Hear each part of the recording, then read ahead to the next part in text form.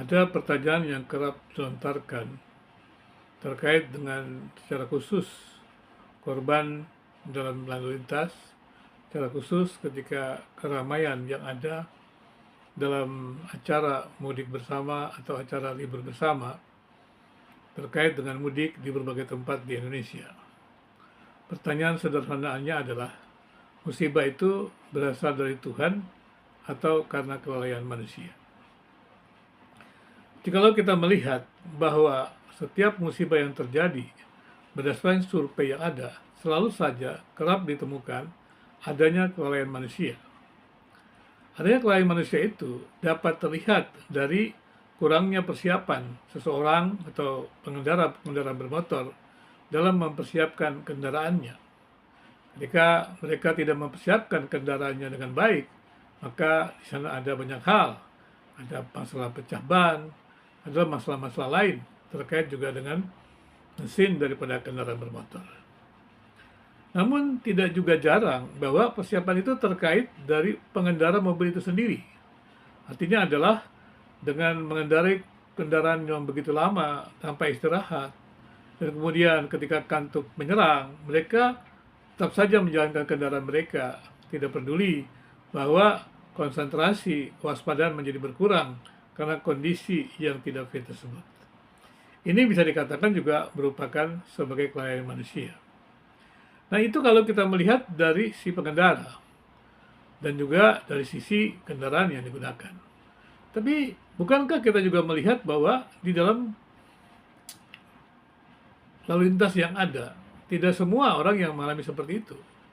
Dan orang-orang yang tersasar ya daripada mereka yang lalai ini adalah sebenarnya orang-orang yang sebenarnya juga cukup waspada. Artinya mereka tidak mengantuk, mereka juga mempunyai kendaraan yang baik, tetapi karena adanya kelalaian dari satu individu, maka karena di dalam kebersamaan dalam kendaraan tersebut, maka yang mereka yang sebenarnya sudah menyiapkan diri dengan baik, menyiapkan kendaraan dengan baik, bisa tersasar akibat daripada kelalaian individu yang lain.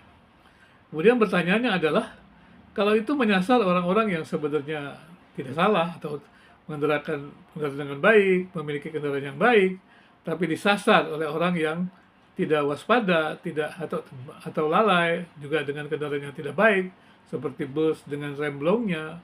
Ini pertanyaannya, kenapa orang yang disasar itu orang yang sebenarnya tidak bersalah begitu. Tapi kita mesti memahami di sini. Jadi dalam sebuah komunitas, ya, kehidupan bersama, baik itu kehidupan bersama dalam keluarga maupun di jalan raya, maka sebenarnya untuk menjaga keselamatan bersama itu adalah setiap individu itu harus menjaga dirinya dengan baik. Jadi di dalam komunitas berkendara di dalam jalan tol itu semua individu sebenarnya berkewajiban. Karena itulah ada aturan, ada larangan. Sehingga dengan demikian mudik bersama itu berjalan dengan baik. Mudik bersama itu berjalan dengan aman karena adanya aturan-aturan tersebut. Maka dengan demikian kita bisa mengatakan bahwa kalau saja para pengendara itu menyadari bahwa kehidupan jalan bersama itu menjadi tanggung jawab semua individu, maka akibatnya adalah semua individu juga dirawat secara bersama-sama. Artinya kehidupan bersama dari jalan raya itu dijaga bersama sehingga tidak ada atau paling tidak nil kecelakaan. Nah, ini merupakan sesuatu yang harus dilakukan. Maka ketika terjadi kecelakaan, maka dikatakan itu adalah adanya yang namanya kelalaian manusia. Kenapa? Karena ada individu yang lalai. Tapi kemudian individu yang lalai itu kemudian menghadirkan persoalan di dalam komunitas. Dalam komunitas yang sebenarnya individu lain yang tidak bersalah. Karena itulah individu yang bersalah itu mendapatkan sanksi. Karena dia mengambil hak orang lain atau mengancam keamanan orang lain. Itulah sebabnya ada aturan tata tertib, sehingga dengan demikian individu-individu itu bekerja bersama untuk hidup di jalan raya bersama dengan baik. Itu sebabnya kalau kita ingin menikmati perjalanan bersama di jalan raya dengan berkendara, maka semua individu harus mengikutinya. Dan kemudian aparat kepolisian harus menindak dengan tegas. Karena kelalaian satu individu bisa mengancam kehidupan orang lain, bisa mengancam kenyamanan orang lain. Itulah perlu adanya aturan, ada disiplin, ada sanksi. Sehingga dengan demikian tidak ada individu yang ugal-ugalan, tidak ada pengendara yang ugal-ugalan. Karena pengendara yang ugal-ugalan itu bukan mengancam dirinya sendiri, tapi juga mengancam orang lain, seperti itu. Nah, kemudian bagaimana kita bisa melihat apakah itu dari Tuhan atau tidak? Memang ini menjadi sebuah pertanyaan yang kita mungkin berpikir, kalau memang dari Tuhan, kenapa itu merupakan sesuatu yang menderita? Siapa itu menyusahkan? Dan kemudian apalagi kemudian yang lalai itu tidak apa-apa, yang tidak lalai justru mengalami akibat yang buruk. Nah, di mana kalau itu dari Tuhan, kenapa nasibnya orang yang baik justru mengalami lebih sulit dibanding orang yang tidak baik? Ya.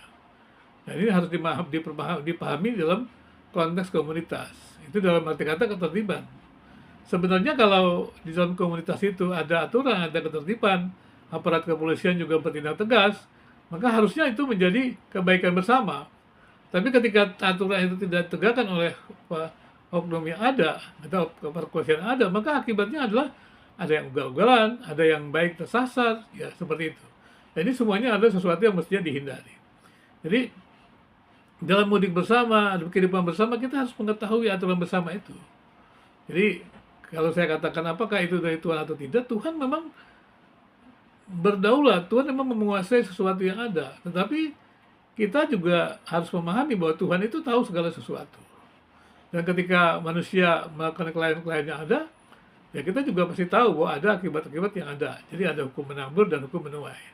Tapi tetap saja, di dalam keterbatasan kita tidak memahaminya. Tapi tidak perlu kita harus berpikir bahwa Tuhan itu jahat, Tuhan itu tidak baik, tidak. Karena pengetahuan secara umum saja atau rasional, logis, yang kita terapkan dalam hidup bersama itu sudah menolong kita untuk bisa menikmati hidup yang lebih baik. Dan ketika kita bisa menikmati hidup yang lebih baik karena kita menerapkan aturan, semua individu bekerja sama dengan baik, kita tahu bahwa nilai-nilai bersama yang menjadi aturan bersama itu adalah dari Tuhan. Disitulah kita mensyukurinya.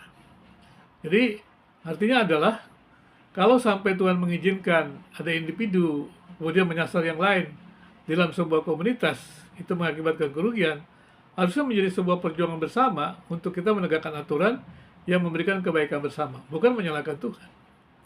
Tetapi di dalam hidup yang dimana kita terbatas dan kita tidak sempurna ini, tapi kita bisa menjalani hidup dengan baik, itu merupakan anugerah Tuhan. Jadi kita jangan hanya memaki Tuhan karena kegagalan, karena masalah, tapi kita harus melihat bagaimana perjalanan hidup ini yang kita jalani ini adalah sesuatu yang sebenarnya kita tidak dapat kendalikan. Artinya adalah hidup itu sebenarnya terberi, Tuhan yang punya, tapi Tuhan memberikan hidup itu. Dan orang yang berusaha untuk merampas hidup juga seringkali tidak bisa merampasnya kalau Tuhan tidak inginkan. Tetapi ketika kita melihat fenomena-fenomena di mana sepertinya tidak ada tangan Tuhan, itu bukan berarti tidak ada tangan Tuhan. Mestinya ada komunitas, ada yang menjaga sebuah kehidupan yang baik itu. Artinya kalau keamanan, tata tertib, ada kepolisian bekerja dengan baik, itu semuanya bisa menjalani hidup itu dengan baik. Dan di situ kita akan makin melihat Tuhan yang berdaulat itu, yang memberikan kehidupan kepada kita, dan juga memberikan bagaimana cara merawat kehidupan itu sendiri. Nah, inilah sesuatu yang sebenarnya harus kita jaga. Jadi menurut saya, kita jangan menyalahkan Tuhan terhadap musibah. Karena kita bisa hidup adalah dari Tuhan, dan kita bisa melatih persoalan-persoalan hidup adalah dari Tuhan.